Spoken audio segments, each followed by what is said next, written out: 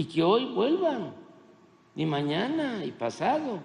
Y ayer, imagínense, los ministros de la Corte deciden ponerse en huelga.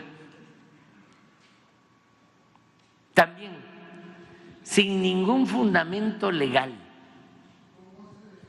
¿Apoyaría que sea sin remuneración? Sí, con goce de sueldo, porque cuando hay una huelga en una empresa, los trabajadores, después de hacer un procedimiento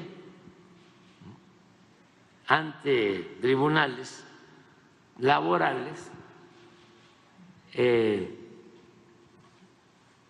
presentan un escrito, un emplazamiento a huelga. Hay todo un procedimiento que establece la ley y puede llegarse a una conciliación entre las partes, hay prórrogas y ya, si no hay opción, pues se declara la huelga, pero a partir de ahí ya no se cobran salarios. ¿Apoyaría, presidente, que Permíteme, se haga es que esto es muy interesante. sin remuneración? Sí, no se cobran los salarios. Tan es así que cuando se levanta la huelga, cuando se llega a un acuerdo, uno de los puntos de la negociación es si se pagan los salarios completos o una parte. Así es, se sabe. Pero estos señores, que son los principales,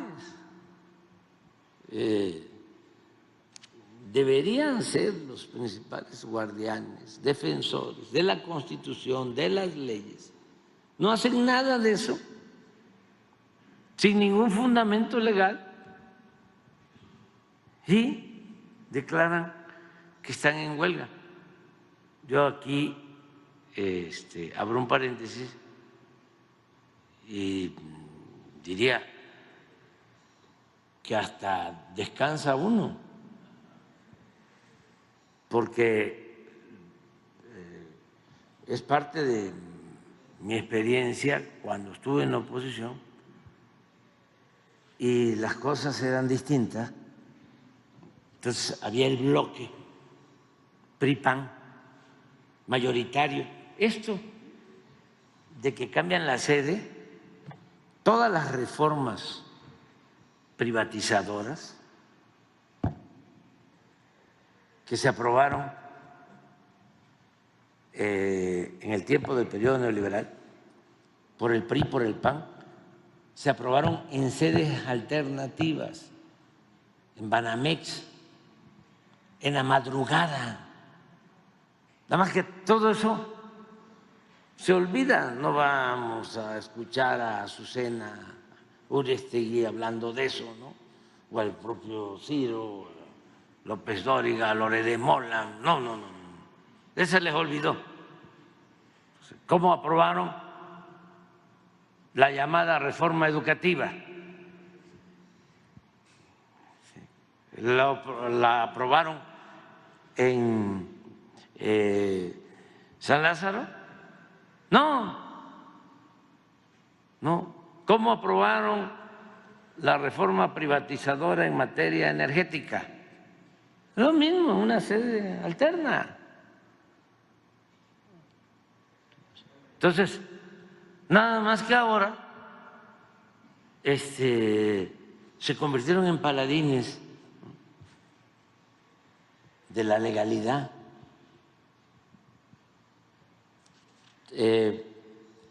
De modo que están saliendo muy bien las cosas. Y les decía que cuando estábamos nosotros luchando en favor del pueblo, en contra de esas reformas, que en realidad eran contrarreformas, porque todas esas reformas aprobadas por el PRI y el PAN en el periodo neoliberal, todas fueron en contra del pueblo de México y a favor de una minoría rapaz, los mismos que ahora no quieren estos cambios. Bueno, pues cuando tenían mayoría los conservadores, era una aplanadora y nosotros éramos oposición. Recuerdo de que yo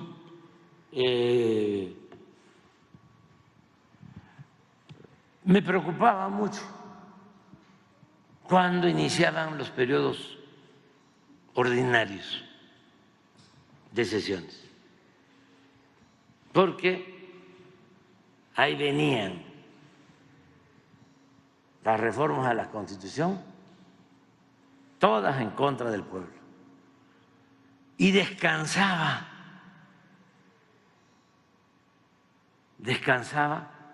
cuando se terminaba el periodo ordinario y iniciaba el periodo de receso, el extraordinario, ya sea en la Cámara de Diputados o en la de Senadores. Era un descanso porque mientras estuviesen reunidos ellos, estaban en espera de que les enviaran, ni siquiera del gobierno, sino del bloque de mandones de la oligarquía, las reformas, incluso del extranjero, porque en ese tiempo la agenda política y la agenda del legislativo ni siquiera se definía en México. Era lo que enviaban los organismos financieros internacionales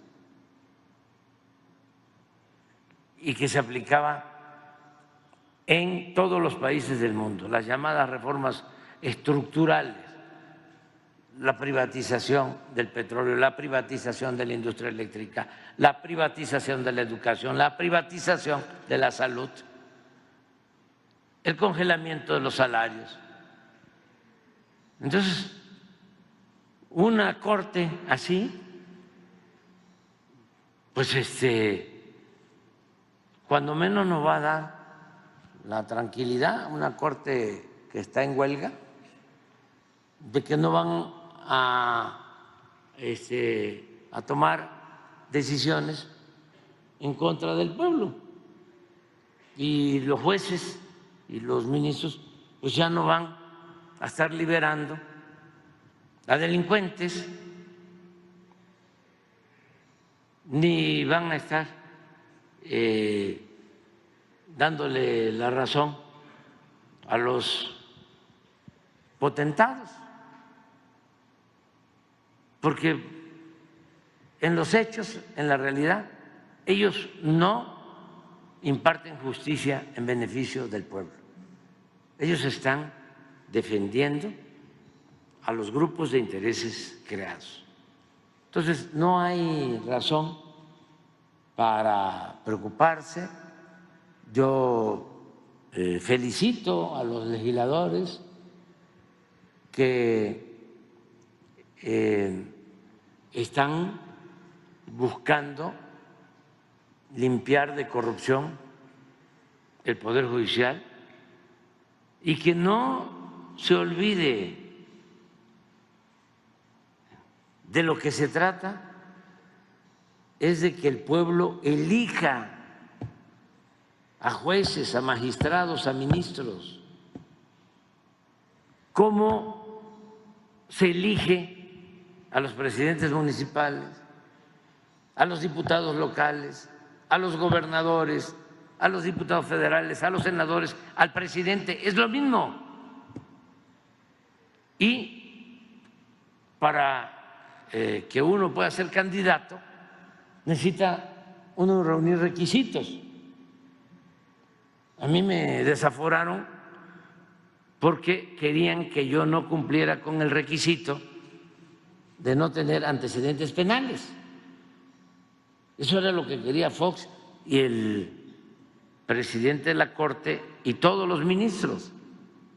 Por eso me destituyeron, porque si se tiene antecedentes penales, si se tiene un proceso abierto, no puede uno ser candidato. Inventaron que había yo violado un amparo en la construcción de un camino para comunicar un hospital y que por eso me desaforaron. Pero en el fondo lo que querían era que no apareciera mi nombre en la boleta, y para que no apareciera mi nombre en la boleta tenía yo que estar sujeto a proceso judicial. Entonces, ese era el propósito, ese era el fondo del asunto, esa complicidad entre el Ejecutivo y el Poder Judicial. Ahora lo que se busca es, vamos a que los abogados con requisitos que están establecidos como se está planteando, pues tienen que ser abogados. Imagínense ese muchacho que dice, ¿cómo? Porque es seguramente de familia conservadora y muy clasistas y racistas. Es todo lo que está saliendo, pero qué bueno, para poder reafirmar la grandeza cultural de México. Es un orgullo, un timbre de orgullo, es decir, soy naco, soy pueblo, naco de Totonaco, de la gran cultura totonaca, la de Tajín, Veracruz, que floreció en las costas del Golfo. Soy chinto, tabasqueño. Me siento muy orgulloso de mis raíces indígenas, de lo que tengo culturalmente, de mis antepasados mexicanos. Me siento muy orgulloso de eso. Además, imagínense, grandes culturas, aquí lo vemos, grandes civilizaciones, con todo respeto, y lo decía Vasconcelos, José Vasconcelos, ahí está en su libro, Ulises Criollo, búsquenlo, cuando se peleaban de niños, porque él estuvo allá en la frontera, en Piedras Negras, ahí estudió, y estudió también en Campeche. Él era originario de Oaxaca, gran intelectual. Así es que estudiaban y se peleaban los niños, y los niños estadounidenses insultaban diciendo que sudábamos mucho los mexicanos, gris, éramos grasosos, ¿sí? Y frijoleros, sí, y otras cosas más. Y en la defensa, dice Vasconcelos, que ellos comentaban, nosotros tuvimos universidad antes que ustedes en México, había universidades antes que ustedes. Don Pepe Iturriaga decía que todavía pastaban los búfalos en lo que hoy es Nueva York, y ya en México había universidades. Nada más para que ya también hagamos a un lado los complejos. Ya, porque estuvieron a muela y a muela y a muela. No puedo hacer otras cosas. Con eso, ¿no? Complejo de inferioridad, No, México es una gran potencia cultural. Entonces, este niño, este joven, dice, hasta lo pueden poner ahí, dice, si no sabemos escoger, ¿sí?, nuestra pareja, o no saben escoger a su pareja, ¿cómo van a poder escoger a un juez? Y el otro que dice, van a llegar delincuentes. Ay, hermanito, mi primo hermano, si supieras.